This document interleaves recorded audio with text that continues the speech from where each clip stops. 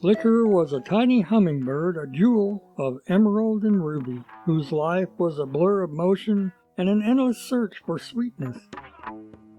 Every morning, as the sun kissed the dew-laden leaves, Flicker would dart from flower to flower, his needle-thin beak probing for nectar. But his favorite stops were the vibrant red cedars that hung from porches and trees, overflowing with sugary water, an easy feast. One particularly warm summer, the feeders in Flicker's usual flight path seemed to dry up, one by one. The familiar red glint was replaced by dusty emptiness.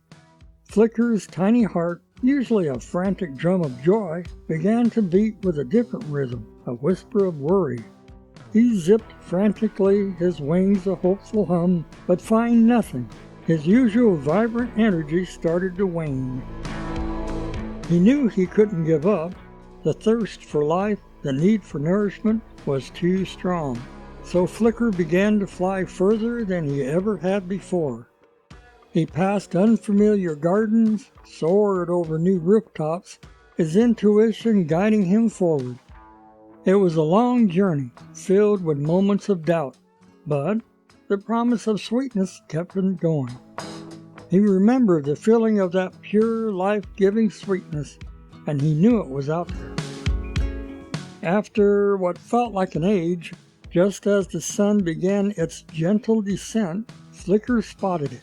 Tucked away on a quiet shaded porch hung a feeder unlike any he'd seen.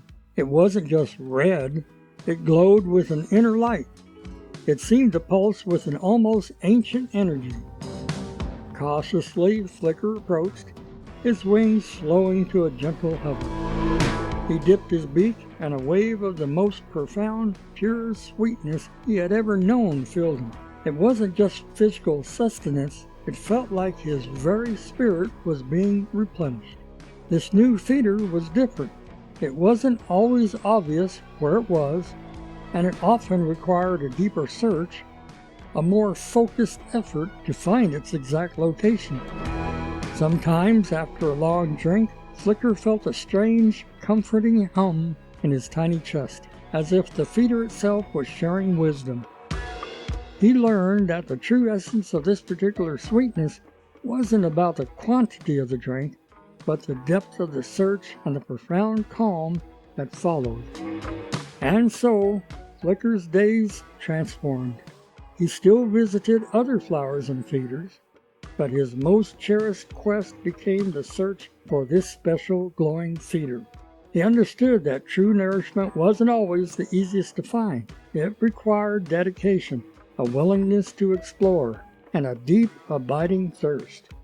Just like the continuous study of Torah, Flicker's search was a lifelong journey, always leading to a deeper understanding and a boundless supply of spiritual food. His little heart, once filled with worry, now hummed with constant gratitude and a wisdom far beyond his tiny size.